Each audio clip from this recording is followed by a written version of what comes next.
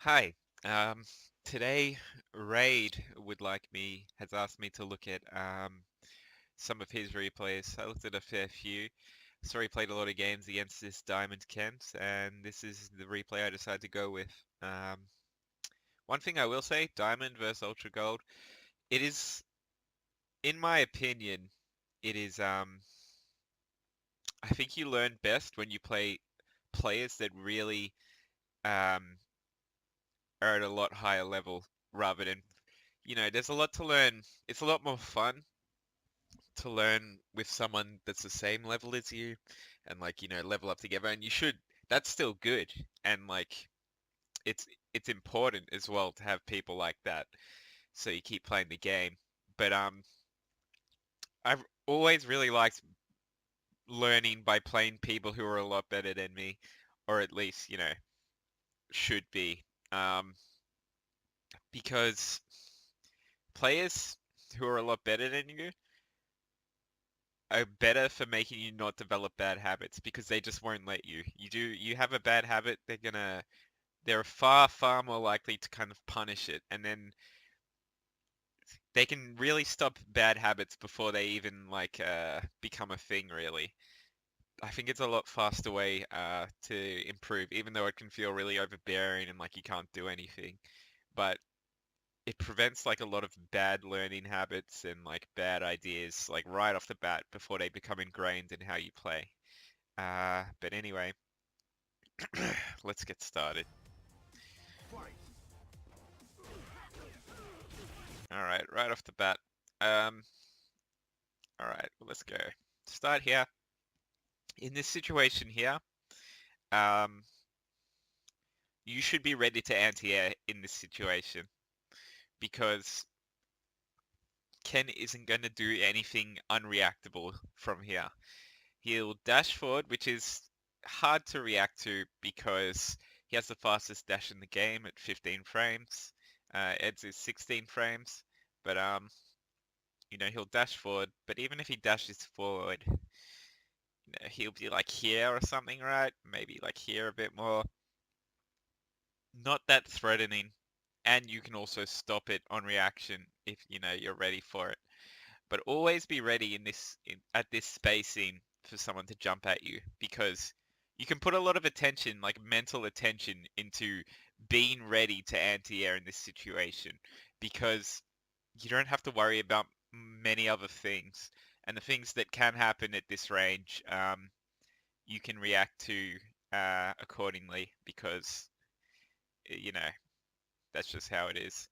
But I noticed in a lot of your replays, you don't, your anti-airs are like kind of like I think you're thinking too much about other things in neutral, and you don't think enough about being ready to anti-air because you can just oh, he jumped, I'll anti-air, like think of it like that, but you should always be thinking about an anti-air and being ready to anti-air, especially in situations like this, because it's far more important that it's prediction rather than reaction.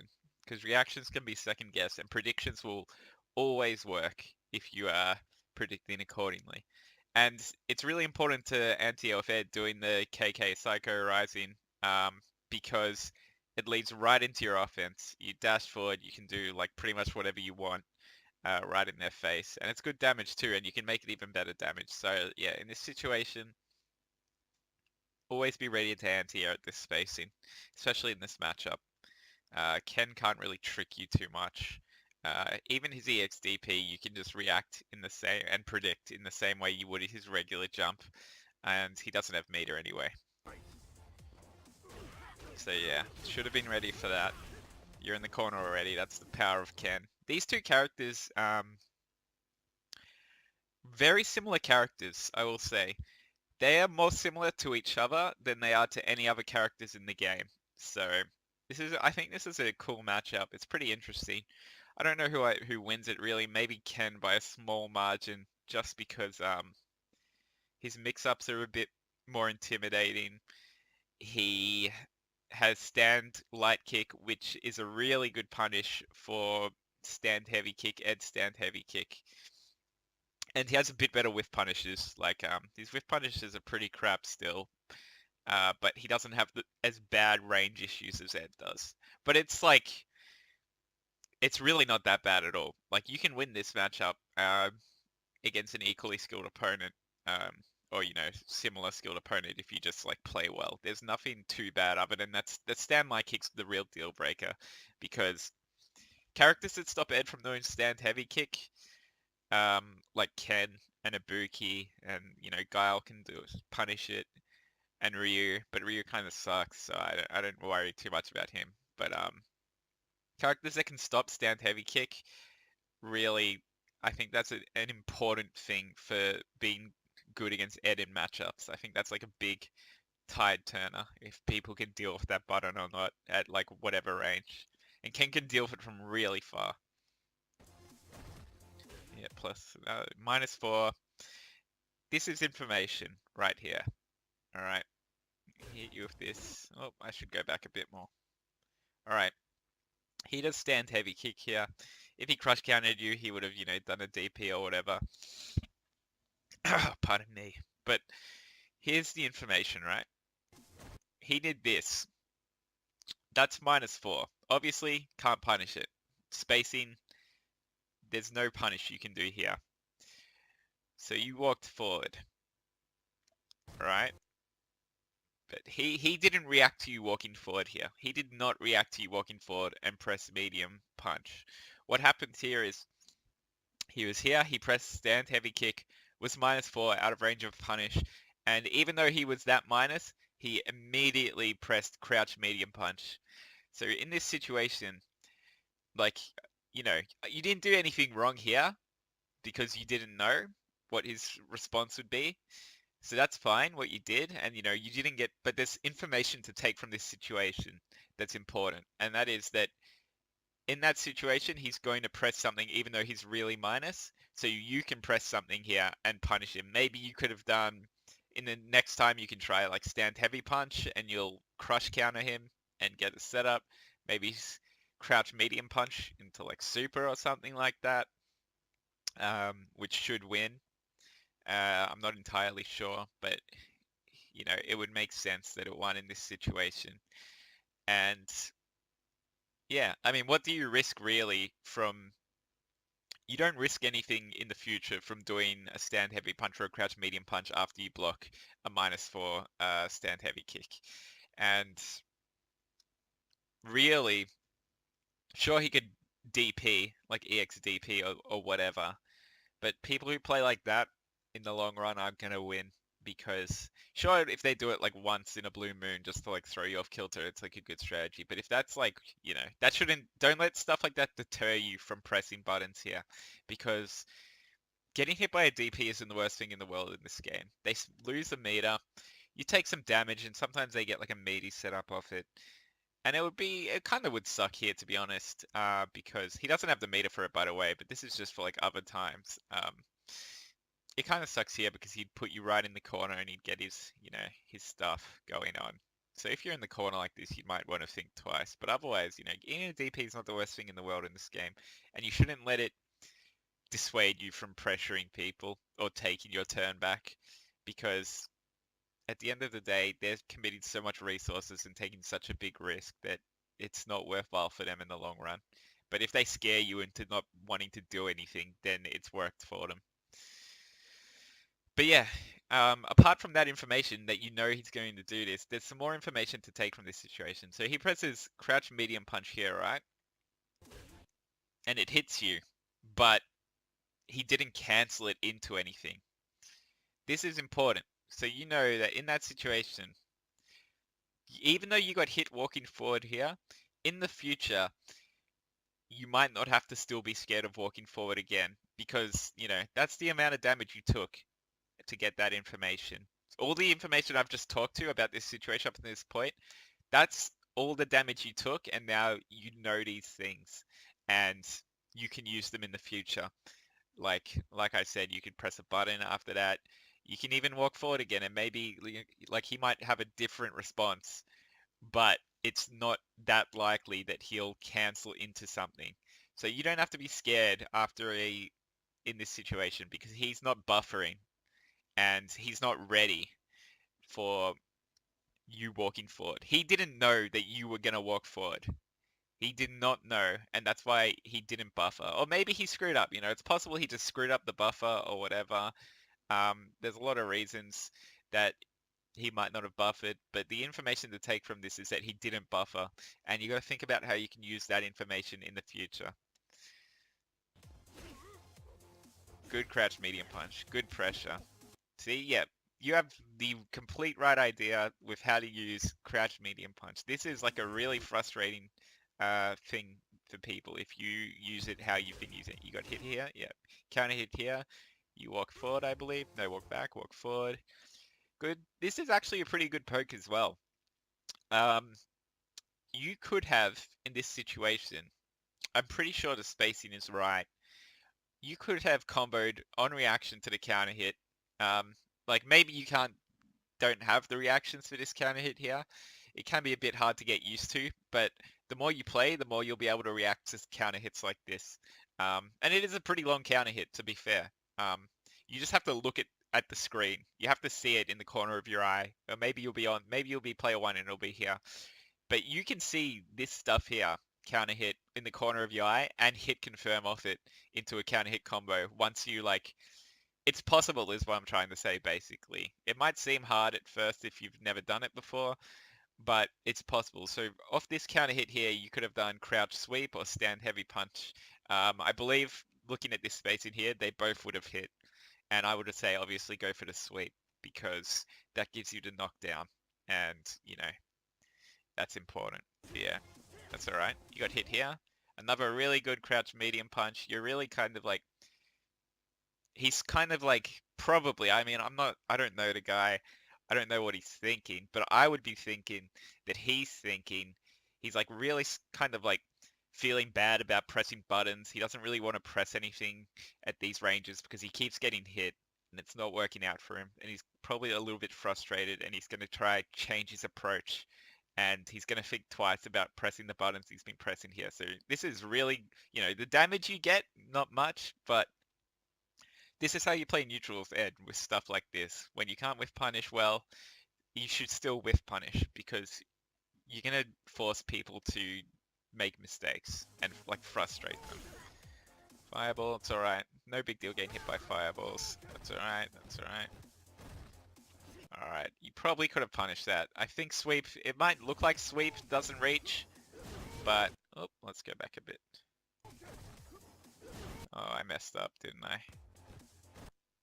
Yeah, you definitely could have punished this with a sweep of your own. I don't really need to talk about this too much because you know it's just like an obvious thing where like you know that you can punish this with sweep, and in the future, you know, you just learn stuff. You get better at stuff like this just by playing. Just keep playing, and you'll get better at stuff like that. All right, he was ready for that.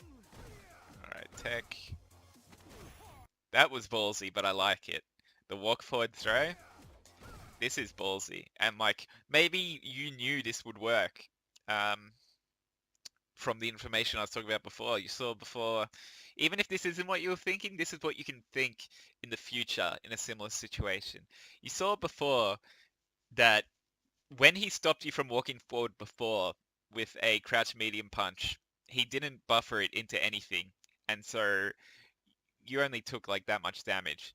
So you can think, hey, maybe I should keep walking at this guy because I'm not going to get, even if I get hit, it's really not going to hurt. And maybe I'll learn something or maybe it'll work. And this is a situation right here. This was a big forward walk. Like there's so much he could have done, but he didn't. And you can attribute that to the information you collected before. And you just walked right in his face and threw him. So that's really good. Right there. That's really good. Forward dash. Yep. Nice, nice. That was a good combo. Oh, walk forward, throw again.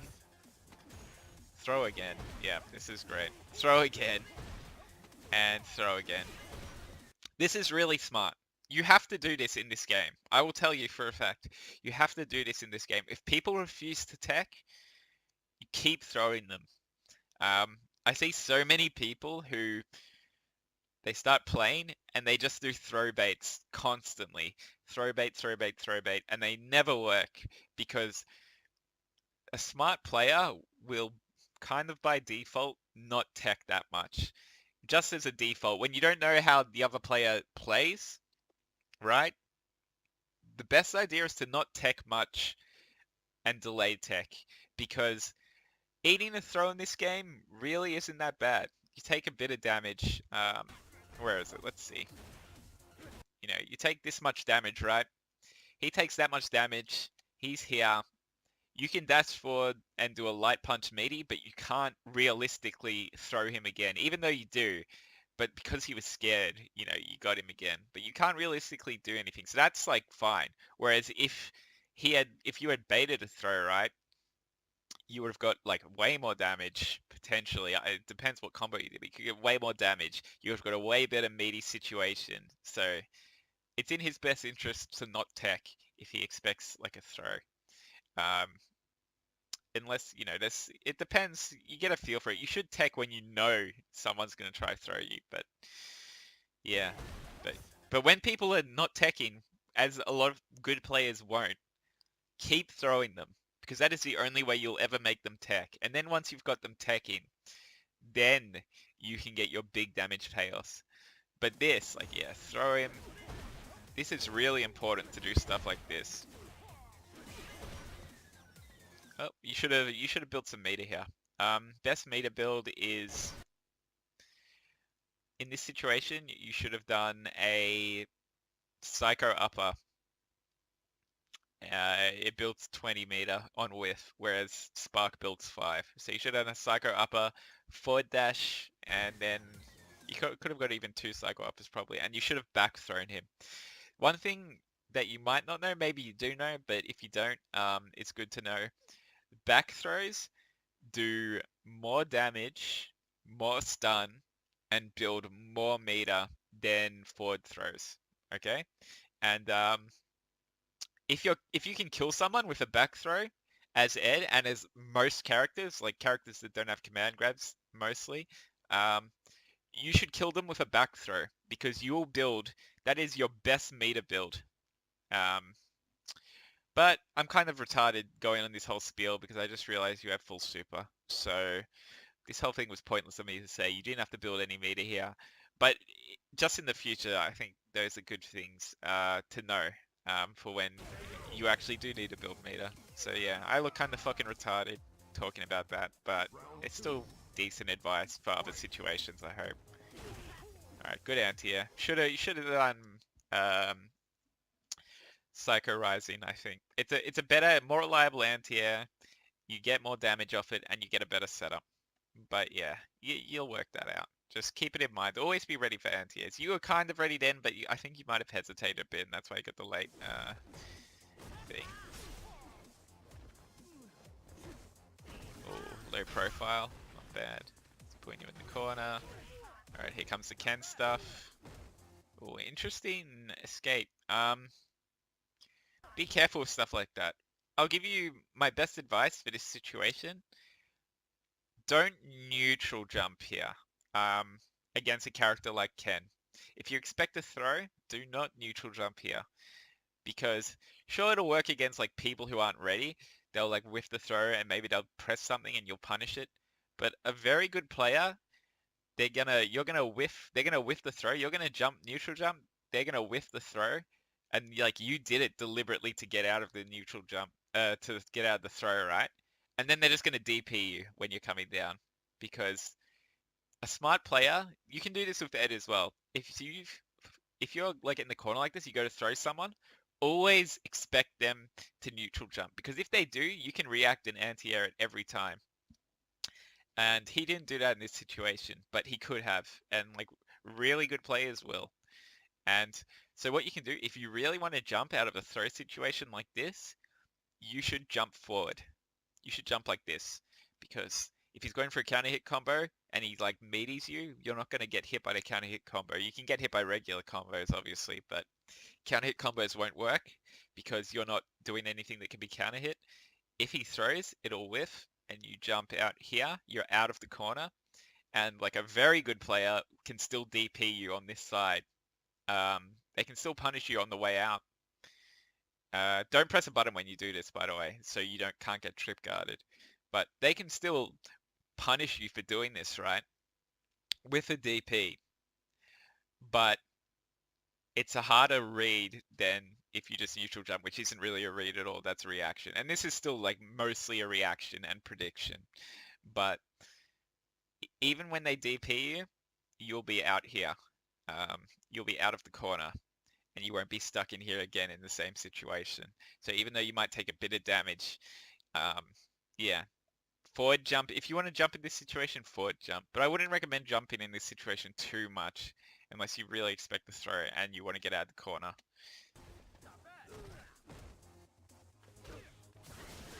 Ooh, good DP, I guess. And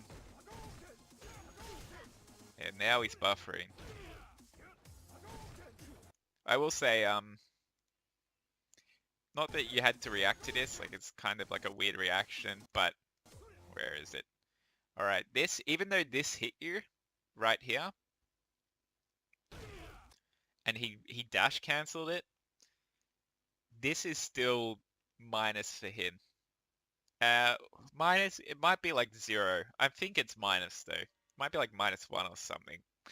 This is still minus for him. So even though you got hit, if you're ready for the dash cancel, you can still stop this with like a stand light kick, or maybe even something even better.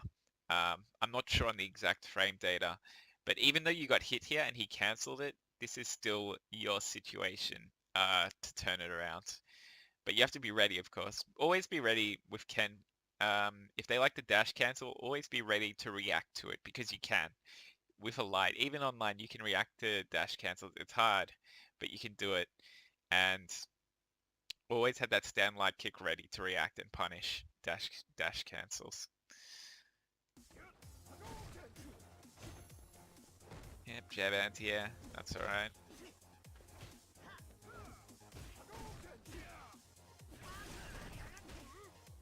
That was good. That was good. EX Fireball, that's something I don't even do too much, but I really need to. EX Fireball is a really good tool for getting in at a spacing like that. Like it's really fast and it's hard to kind of keep up with, but if you have the right spacing, like you did, you had a good spacing. Might not have been perfect, but I think it was still pretty solid. Yeah, see, he's blocking it. I'm pretty sure you were. Well, I mean, what did he press? Back medium kick. So he pressed a medium kick. I can't remember how fast the start of Lion Breaker is, but you were probably at advantage here, and it worked out really well for you. And now you're in a really good situation in neutral. Don't expect you to hit confirm off this obviously. Like, sure, it would have comboed into upper, but you're not realistically going to hit confirm that. If you did stand medium punch instead in this situation, you probably could have comboed into sweep or stand heavy punch off the counter hit confirm.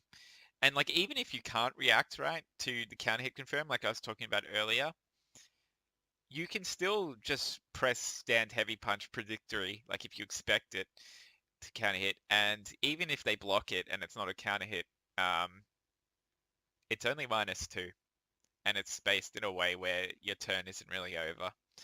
So yeah, that's really good how you use the fireball there in neutral. That's like a really good way for Ed to kind of get his pressure going from this far in the screen. Oh, this you could have, no,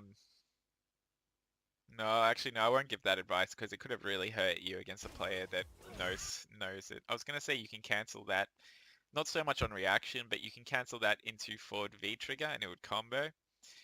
But I try to canceling stand heavy kick into V trigger is scary against a lot of characters because it's not a real on block. It's not a real block string, and if he knew that, and you let's say he blocked that, you canceled into V trigger, right? He could have just supered you and killed you. So don't take that advice, but yeah, keep that in mind.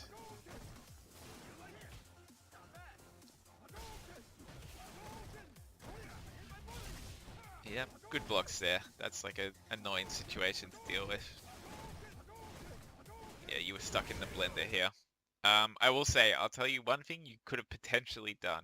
I'll give it a whirl in training mode and add it into this, but basically, this is a hard situation to deal with. He's got you at that range. He's really got you at that range where if you jump, he's going to DP you, and that's what happens. And otherwise, he's just going to keep throwing fireballs at you, right? But what you could have done in this situation, there's two things you could have done really. The first one, which I won't go into too much detail about, is you could have backed off a bit, you could have done V-trigger, and you could have walked forward and, played off the neutral V-trigger. And he couldn't V-reversal your V-trigger because he's in V-trigger himself. So that's one thing you could have done. You could have also, a second thing is you could have sparked. These are only, his fireballs are still only one-hit fireballs in V-trigger. You could have sparked and like ate a fireball and then done an EX fireball off of the spark and you took back control of neutral and moved in on him. Alright? And the third thing you could have done here, which I will go into training mode a bit and see exactly what's up with it, because it's really spacing specific, but it can really help in situations like this. You could have V reversaled his fireball, and you would have been. I'm not sure what side you would have landed on here. It depends really where you did it. Maybe you'd land in front of him, maybe you'd land behind. But there's also a very good chance that you would catch him in his recovery or startup of another fireball, and you'd be able to punish it. So you'd V reversal, you'd twirl here or here, and based on what you see, you can decide whether you want to press a button or not. And even if you don't press a button, you're kind of a bit closer to him, and he doesn't have you stuck at this range where he can just react to whatever you do, basically. Because V reversal is completely hit invincible, and it cannot be hit at all in any point of it. It can be thrown, but yeah. And so it's so fast that you can punish a lot of stuff, like fireballs, for example. If they throw a fireball, while you're like kind of doing it, you'll like go right through the fireball and you'll be able to punish the recovery. So you could have done that, potentially. But yeah, he had you at that range. But yeah, those are three things that you could have thought of doing in that situation. There's probably even more things you could have done really, but I just didn't think of them at the moment. Alright, I'm going to show you two of your options that I just talked about in training mode. This kind of simulation of the events isn't really accurate to what was happening in the replays, and it's not even really accurate to what will happen in a real game, because Ken's kind of just have him mindlessly throwing fireballs. But the ideas are still going to get across of what you could have done in this situation potentially. The first one is a kind of fireball thing where you get the knockdown, move in, stuff like that. Even if he blocks it, you're still in good shape. If he blocked it, you're still in good shape to move forward and get out of that situation, right? Because EX Fireball is super plus on block. Super plus. You can really follow it in at a lot of ranges. And now onto the second thing you could have done that I thought was worth showing is V reversal. Alright. You can do stuff like that. Yeah. And you can even, if you move a bit more forward, you can... Oh man, that was a weird autocorrect. But, yeah, you can do stuff like that, right? Do the V-reversal a bit late in this situation, because then if you do it late, they're more likely to be in the startup animation of their second fireball if you delay it. If you do it straight away, you're more likely to get hit by the second fireball. I'll show you. Oh, I messed up. See what I mean? You're more likely to get hit by the startup of the second fireball if they're just throwing fireballs out super fast. So you want to delay your timing of V-reversal like that. And I fucked up the combo, but you get the idea. So hopefully that helps out.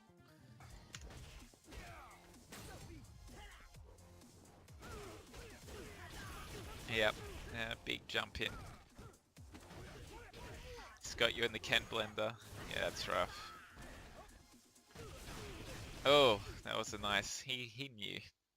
He reacted, but he also knew. And now you're back in the corner. That's like a scary thing. Ken has great corner carry. Ken's corner carry, so's Ed's. But Ken's corner carry is probably it's one of the best things about Ken. It might be the best thing about him, really, because he's strong in the corner as well, obviously. Yep, in that situation there as well. He was definitely, even though you got counter hit, he was definitely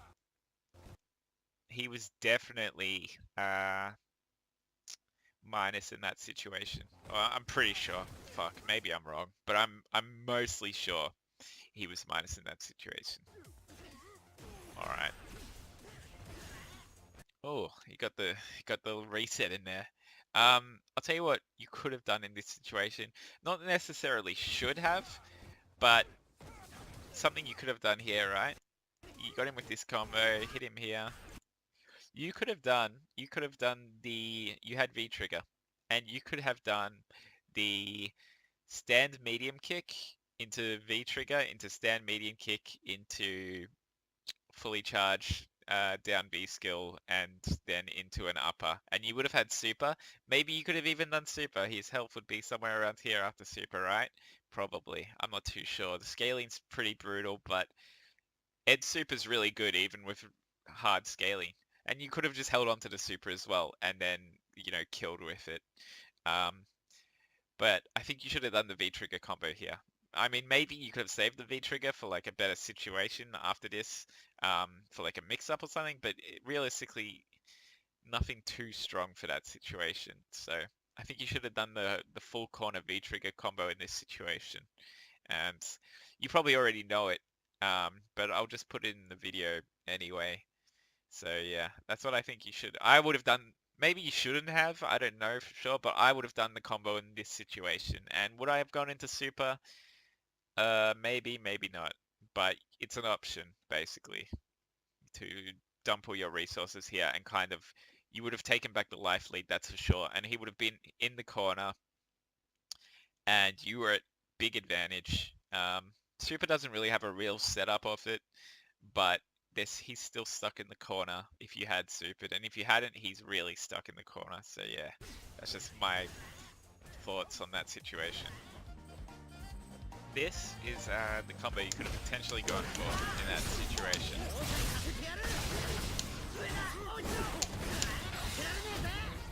And as you'll see, it does a lot of damage. That's even without the jump in, because obviously you didn't get a jump in that. That's like 50% on a 1000 health character, right?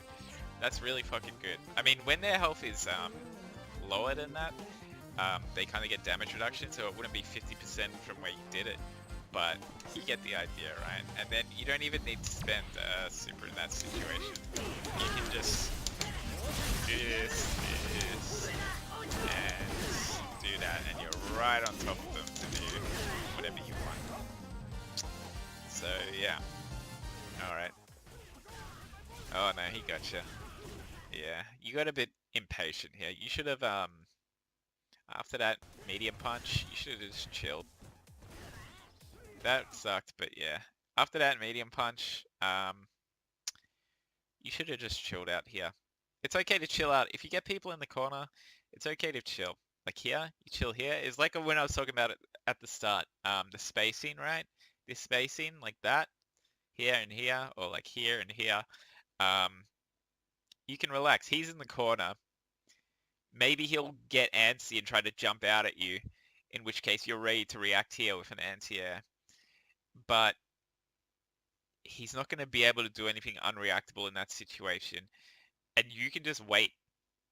You have the life advantage now. Not by much really. Not that life advantage really matters when it's this close and it's this much time. But you could have just chilled here and waited for him to do something. Maybe he would have dashed forward. Maybe he would have walked forward. Maybe he would have walked forward and pressed a button. Maybe he would have jumped. But you should have just stood here and been really controlling and intimidating, and perhaps have forced him to make a mistake such as jumping or dashing into something you could have reacted to. But yeah, you tried to get in on him, which was not a good idea because he had seen you earlier in the game do stuff like this. Like he'd seen you do a lot of mediums that would hit, and then you would dash in right after them. So he was ready. Um, he was even though he got counter hit, he knew. It was like what I was talking about before with the runs. He knew even though he got counter hit, he knew if you dashed forward, you were still at a very big disadvantage, and he could punish you. And that's exactly what he did. So yeah, that's just my thoughts on that situation. And yeah, that's the end of that. Um, yeah, you're doing pretty well. You're doing a lot of cool stuff. You have a lot of the right idea, especially in neutral. The way you use like the medium punch buttons, like the medium buttons and stuff, really good. Um, you have the right idea in a lot of its situations and how to play neutral as Ed. And the way you use the X Fireball, really good as well. Just like some of the things I talked about, you can work on them. Or maybe you're good at them and I just picked a bad replay, right? Although I did watch a fair few replays against this Ken. Um, but the biggest thing is just work on your Psycho Rising anti-airs because it's Psycho Rising might be Ed's best tool in of his whole character, Psycho Rising. It is such a strong anti-air. It does good damage and it can do great damage if you spend V-Trigger or like another EX bar. And it leads right into your pressure, that's the hard thing for Ed. It's so hard for Ed to get into a range he wants to get in and do his pressure. But your anti-air leads right into it, no matter what wake up they do. And it's really important to have it on lock. You want people to jump, but you also want to anti-air them every time, which will make them not want to jump, obviously. But yeah, work on those anti-airs. They're super important. But yeah, good work regardless. Hopefully this was helpful. But yeah, like I said in another video, don't take everything I say as like an objective fact. These are just kind of my opinions and what I kind of believe are the best ideas in the situations that have helped me get to the level I'm at. So there's probably better players than me that have different advice that's better advice, but this is just what I've got. So yeah, hopefully it helps out.